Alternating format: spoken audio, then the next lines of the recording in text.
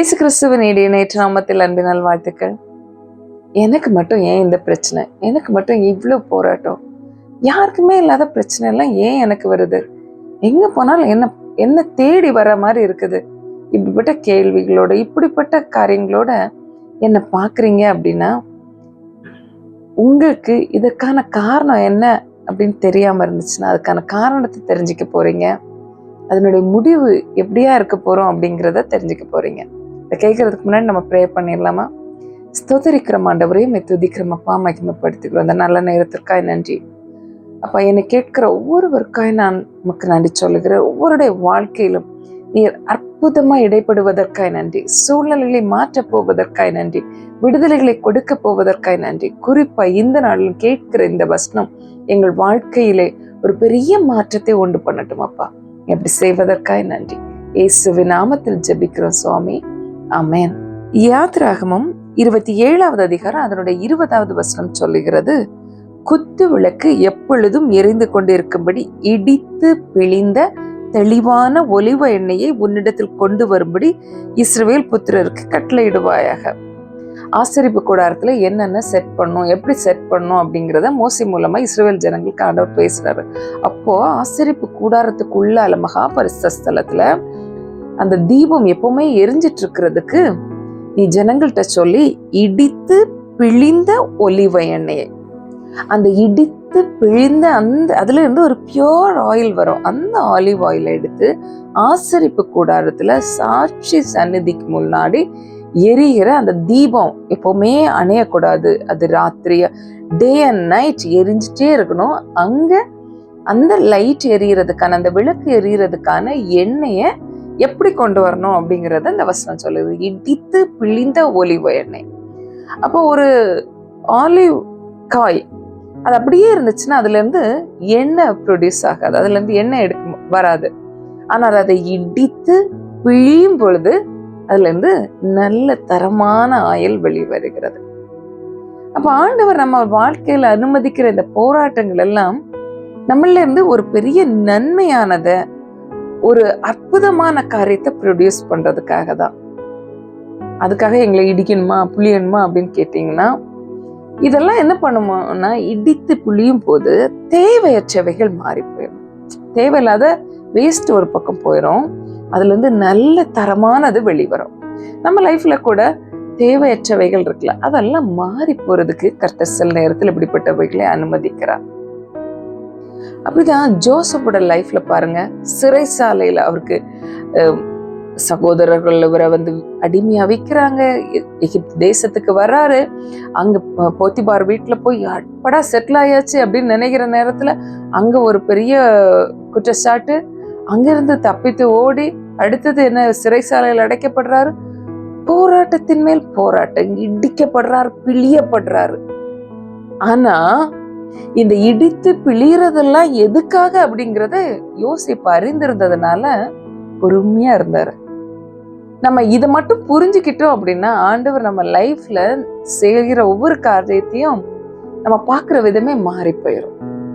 என்னில இருந்து பெஸ்டானது ஆண்டவர் வெளியில எடுக்கிறதுக்கான டைம் தான் இது அப்படிங்கறது நமக்கு தெரியும். என்னால முடியல ஆண்டவரே அப்படின்னு நீங்க சொல்றீங்க பாருங்க, அப்படிப்பட்ட சிச்சுவேஷன் என்ன அப்படின்னா அது உங்க ப்ராசஸ் முடிஞ்சிருச்சு, இனி உங்களிலிருந்து நன்மையானது வெளிப்பட போகிறது. அப்போ இது இடித்து பிழியும் போது அதுல இருந்து அந்த பியூரான நன்மையானது, நம்ம பிரச்சனைகள் போராட்டங்கள் நம்மளை இடிக்கும் போது நம்மள இருந்து பிழியறது போல ஒரு அனுபவம் ஏற்படும் போது நம்மள இருந்து ஒரு நன்மை வெளிப்படுகிறது. ஜோசப்க்கு நடந்த மாதிரி, அதே மாதிரி தாவீதுக்கு நடந்த மாதிரி. தாவீது எந்த அளவு இடிக்கப்பட்டார் பிழியப்பட்டார் நமக்கு தெரியும்ல. ஆனா அவர் ஒரு அற்புதமான ராஜாவாய் மாறுபடியாதான் இதெல்லாம் கர்த்தர் அனுமதித்தார். அந்த நாட்கள்ல இந்த இடிக்கிற மாதிரி பிழியிற மாதிரி இந்த போராட்டங்கள் வர நாட்கள்ல நிறைய ஒரு லேர்னிங் பீரியடா இருக்கும். இப்படிப்பட்ட சூழல் நீங்க போயிட்டு இருக்கிறீங்கன்னா நீங்க திரும்பி பார்த்து பாருங்க, முன்னாடி இருந்தது போல நீங்க இல்லை, நிறைய தேவையில்லாதது உங்களை விட்டு மாறி போயிருக்கு. நீங்க ஃபேஸ் பண்ற பிரச்சனைகளை டீல் பண்ற விதம் மாறி இருக்கு, போராட்டங்களை பார்க்கிற விதம் மாறி இருக்கு. முன்னாடி உள்ள போராட்டங்கள் இப்போ இல்ல, அதெல்லாம் இப்போ ஓவர் கம் பண்ணி வந்துட்டீங்க. இப்ப நியூ டெஸ்ட் இல்ல, ஃபர்ஸ்ட் ஸ்டாண்டர்ட்ல இருக்கிற எக்ஸாம் கிடையாது, 10th ஸ்டாண்டர்ட்ல புதிதான ஒரு சேலஞ்சை பாக்குறோம். சோ உங்களை ஆண்டவர் இன்னும் ஸ்ட்ரென்தன் பண்ணிட்டு இருக்கிறாரு. இன்னும் அற்புதமாய் அவருடைய அற்புதமான காரியங்களை செய்யறதுக்கு நம்மளே ஸ்ட்ரென்தன் பண்ணி நம்மள இருந்து நன்மையானதை கொண்டு வர்றாரு. அடுத்தது பாத்தீங்கன்னா, நம்மள இருந்து வெளிச்சம் வெளியில வர்றதுக்காக. இது ஆலிவ் காயாவே இருந்திருந்துச்சுன்னா, ஒலிவ காயாவே இருந்திருந்துச்சுன்னா அதுல இருந்து வெளிச்சம் வருமா? வாய்ப்பே இல்லை. ஆனா இடித்து பிழியப்பட்ட அந்த எண்ணெயில இருந்து அழகான வெளிச்சம் வருகிறது. அந்த எண்ணெயை விட்டு அங்க திரிய வைத்து கொளுத்துனாங்கன்னா அது அணையாத விளக்காய் இரவும் பகலும் எரிந்து கொண்டிருக்கிறது. நீங்களும் நானும் இந்த உலகத்துல ஒளியா இருக்கிறோம் அப்படின்னு சொல்லிட்டு மத்தேயு 5வது அதிகாரம் 14வது வசனம் சொல்லுகிறது. இருள் சூழ்ந்த இந்த உலகம், இன்னைக்கு உள்ள சூழ்நிலையை பார்த்தா எவ்வளவோ நம்ம எஜுகேஷன்ல டெவலப் ஆகிருக்கிறோம், பினான்சியலி டெவலப் ஆகிருக்கிறோம், வேலை வாய்ப்புகள் பெருகி இருக்கு, என்னென்னமோ பெருகி இருக்கு, அற்புதமான கண்டுபிடிப்புகள் கண்டுபிடிக்கப்படுது, எல்லாத்துலயும் நம்ம வளர்ந்துட்டோம் அப்படின்னு சொல்ற இந்த சூழ்நிலையில தான் போராட்டங்களும் அதிகமா இருக்கிறது. மனநலம் பாதிக்கப்பட்டு இருக்கிறவர்கள் அதிகமா இருக்கிற காலகட்டம் இதுன்னு ஒரு கணக்கெடுப்பு சொல்லுகிறது. அநேக போராட்டங்கள், பிரச்சனைகள் சுத்தி இருள் சூழ்ந்தது போல. இப்ப நீங்க பாத்தீங்கன்னா டிப்ரெஷன், இப்படிப்பட்ட வார்த்தைகள் எல்லாம் ஒரு காலத்துல கேட்டிருக்கவே முடியாது. இப்ப எல்லாருமே சாதனை, ஒரே டிப்ரெஷனா இருக்குது. அப்போ இப்படிப்பட்ட நெருக்கம் இந்த இருள் சூழ்ந்த உலகத்துக்கு நீங்களும் நானும் தாங்க வெளிச்சம். நம்மளிருந்து வெளிச்சத்தை வெளிக்கொண்டு வருவதற்கு தான் கர்த்தர் இதை அனுமதித்தார். சூழ்நிலை என்னதான் மாறினாலும் நீங்களும் நானும் இந்த பூமிக்கு ஒளியா இருக்கும்போது நாம தொடர்ந்து ஒளி கொடுத்துட்டே இருப்போம்.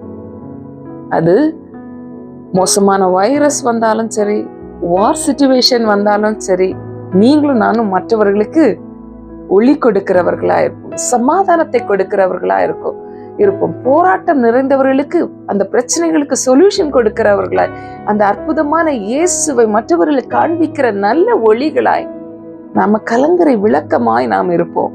இதுல சந்தேகமே இல்லை. அப்ப நம்முடைய வாழ்க்கையில நம்ம ஃபேஸ் பண்ற பிரச்சனைகள், போராட்டங்கள் நன்மைக்கு தானே. இது தொடர்வதில்லை.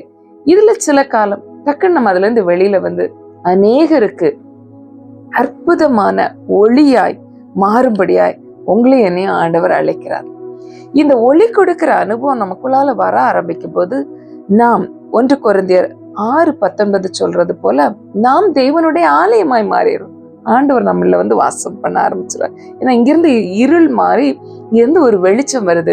இந்த வெளிச்சம் அநேகருக்கு வெளிச்சத்தை கொடுக்குது. அந்த இயேசு என்ற வெளிச்சத்தை, இயேசு என்ற சமாதானத்தை, இயேசு கொடுக்கிற அமைதியை, இயேசு கொடுக்கிற விடுதலையை, இயேசு கொடுக்கிற மிகுந்த பரிபூர்ண சந்தோஷத்தையும் சமாதானத்தையும் இந்த உலகத்தில் கொடுக்கிறவங்க நம்ம மாறும் பொழுது நாம் அவர் தங்குகிற ஆலயமாய் மாறி விடுகிறோம். இது ஒரே வார்த்தையில சொல்லணும் அப்படின்னா, ப்ரெஷர் ப்ரொடியூஸ் பியூரிட்டி.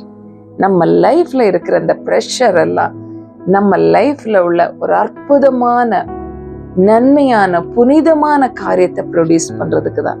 இது நாம் அழிந்து போவதற்காக அல்ல. அப்ப அதை நினைச்சு சோர்ந்து போகாம, ஆண்டவரே என்னிலிருந்து என்ன நன்மை கொண்டு வருவதற்காக இதை எனக்கு அனுமதித்தீங்க, இந்த சூழ்நிலை நான் என்ன பண்ணணும் ஆண்டவரே அப்படின்னு ஆண்டவரை கேட்டு நம்ம போக ஆரம்பிக்கும் போது ஆண்டவர் நம்மளை கலங்கரை விளக்காய், ஒளியாய், அநேகருக்கு அற்புதமான சாட்சியாய் மாற்றுவார்.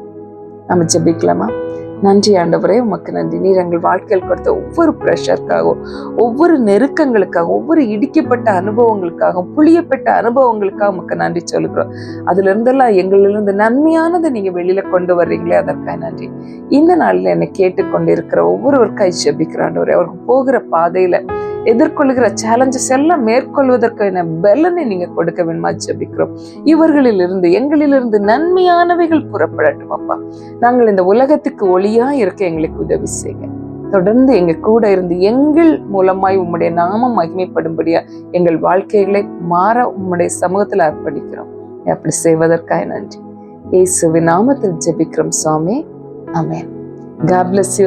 இந்த செய்தி உங்களுக்கு பிரயோஜனமா இருந்துச்சுன்னு நீங்க ஃபீல் பண்ணீங்கன்னா இதை மற்றவர்களோட ஷேர் பண்ணுங்க, லைக் பண்ணுங்க. நீங்களும் இந்த ஊழியத்தின் பங்காளிகளாய் மாறுகிறீங்க. God bless you.